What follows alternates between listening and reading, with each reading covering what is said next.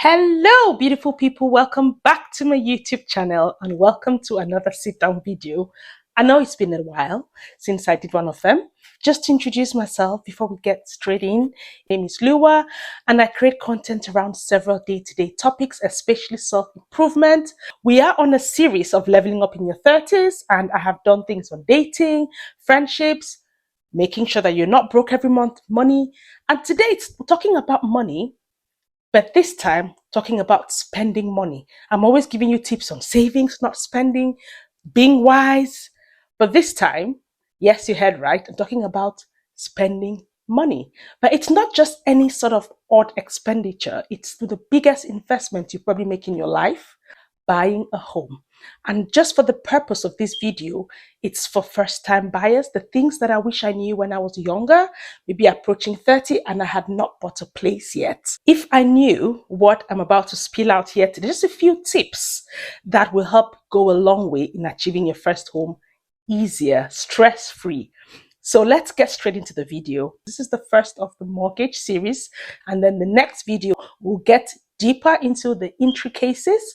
But I have to always give a disclaimer. I am not a trained or professional financial advisor, but the advice I'll give you here will help. And just to niche this video down, I want you to bear in mind that I am an immigrant. So I did not really purchase my first home as early as I would have hoped to, but the narrative is changing. Younger people are buying, people in the early 20s, in the mid 20s, in the late 20s.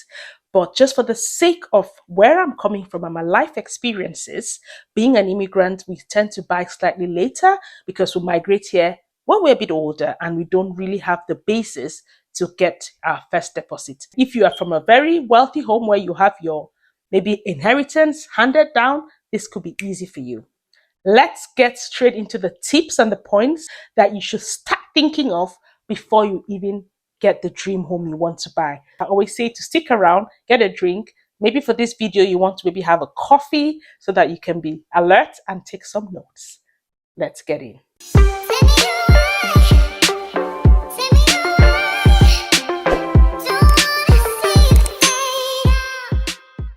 So the very first thing that I'll ask you to consider is how long do you really want to work for? That might seem like a heavy question for a 30-year-old, but this is the right time. The reason why this question is crucial and coming at number one is it'll tell you first your affordability of what home you can buy, considering how old you are when you're thinking. And the average age in the UK in 2018, retirement age was about 62. It's gone to 65 in 2022-23. So if you are 30 perhaps and you're thinking, I'm a single person, I don't have joint income, this is what I can afford every month. Whatever amount you can afford to pay for your mortgage, it'll tell you how many years you might need to pay a certain mortgage off for with the interest rates and when you're planning to retire. And if you're in your early 30s, I always say 25 to 30 years or 35 years, depending. So it's important to start thinking smarter about one, opportunities for work. You might be in a job where you're not really pushed, you're not motivated, you can do better, but there's no push. Think that this might be that push where one, you have a target of how long you want to work for and how much you want to pay every month. You might just want to get your mortgage over with in 20 years. However, that means you're paying more every month. So you might want to maybe retrain, get into a different job market. So these are things you have to start considering now. However old you are, start thinking like that. These are things that we don't think about because when you think about the retirement age, being a woman, for example, it'll tell you about commitments. Can you cope financially alone? Do you need to maybe joint buy? Those are all thought-provoking thoughts I want you to start thinking about now. Number two, there is something that we all know, but you think that you're clean. It's your credit rating. I know this is an obvious point, but credit rating has different facets. Yes, you want to make sure that you are credit worthy before any bank will lend you money. But being credit worthy could be misconstrued with several things. One thing I used to think is I'm not borrowing any money because I want to seem like I don't have any debt. To have debt is good sometimes. Debt that you're not only paying off periodically, you're reliable. That is a way to know how credit worthy you are. How can you build your credit when you don't owe anybody? For them to understand how credit worthy you are, there must be an example of how you've showed good behavior with borrowing. So, one, maybe have a credit card with a low allowance, maybe £1,000 that you can spend 300 of your running cost every month and pay it off. That is how to get credit worthy. The main thing as well to think about is being registered in your electoral role. This is in the UK, and I think in every country might have a different way you phrase it, but it's something that might be so minute, but it could affect your rating so bad. Another thing you want to do is just have a copy every maybe once a year. You pay. There's Period, there's Equifax. I'm a bit old school. The new ones now that you actually don't pay, it gives you an idea of where you're up to. And I'll put that on the screen. You can use this credit reference agencies to have an idea of where you are and just keep building on it. Don't forget that you don't have to go for a hard search to know if you're credit worthy. Make sure you also have bills that you pay every month. In this country to function, you must have bills. You must have your phone bills, maybe landlines and mobiles, a utility bill, registered to vote, and all of this help your credit worthiness. These are things you consider early on. And for me, for example, I was victim to having an issue with my credit without knowing because I did not check. So please always check. And just another small tip: when a letter comes in the post, don't ignore it. Open it. It could be a fine, a charge that escalates and becomes a credit judgment without you even knowing. And that happened to me. That's a different story for another day. That's number two. Number three thing, I'm talking about you now as an individual. And all I'm saying is you do this, you do that. But one thing that I was not aware, and a lot of us are oblivious to till we're ready to buy, is if you're in a partnership or you're married, you live in the same address with your husband or your wife, it means that you both have to be part of the application. So while you're trying to amend your credit because you're the breadwinner or you're the sole buyer, consider that your partner or your legal wife, husband will be included in the mortgage. So make sure that they don't have a messy credit, because it just goes without saying, show me your friend, I'll tell you who you are. Show me your husband, I'll tell you who you are. So your wife, husband, both of you have to have a clean record. So don't just concentrate on yourself because you're buying. Think about your partner. They might not have a good record, but try to start making amendments towards that. Nothing massive, nothing that stands out red, because you would not get a mortgage. Talking about a partner, let me just divert a little bit on this point, is it's not just what you earn that will give you the house you want. And I'll talk about that in a minute. I'll touch that really lightly on this video because this is the introduction 101 of buying your home, your first home. I don't want to give you too much information, but your dependence and what you spend money on is important. So if you're targeting to buy, think about the time you're buying. This is a tip. If you have one, two kids now, and maybe you want more in the future, don't tell the bank. But you can apply sooner rather than later if you're younger, because it means that you have less commitments every month, because the process is very, very rigorous. They go through a lot of detail.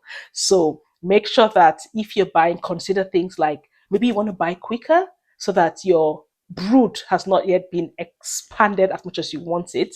That might help your application. It's a tip, it's a free tip. Okay, thank me later. And the fourth tip to consider when buying your first home is have a savings goal. This is early on, and talked about when you want to retire, because that helps you with your goal. If you're looking to buy, say, a house in 3 years, how much do you need? What's the deposit you want to put down? All of this, and the way that you can calculate this, the loads of online tools that a lot of us don't know about. If you go online, there's mortgage calculators online that are free tools. You'll know what you can afford because it's an affordability calculator. Let's just give this as a measuring rod. And this is really, really not me making any notes, just off the cuff. If you're looking to buy a home, typically you need to be earning, say, 4 to 5 times more than what the home costs for you to be able to afford it. So if you're looking to buy a first time home for £150,000, you should be earning about 35,000. Okay. Or 40,000 a year. That's for one income. If it's joint, it's even better. It's a lot easier. You have that and add your partners. So that will tell you what you can afford. The next step is, how long do you want to pay it for? We talked about that already. But on this point, it's more of, when will you achieve the minimum deposit amount? There was a scheme going on which unfortunately is ending on the 31st of March. 2023, and that's only for those who've already done the applications last year in November when it ended. This was a government help to buy scheme for first-time buyers where you only need 5% deposit. This has changed now, and some banks will still offer you this, but it's not guaranteed. So let's say 10%. With the crisis last year, we were asking for 15%. So do the maths. If you want to buy a house for 150,000, again, you might need £15,000. If it's a loan, how long do you need to save this? How much can you save a month? £500? That means that you might need, say, 24 months to come up with that amount, or 36 months, depending on what your outgoings every month is. Please make your goal realistic.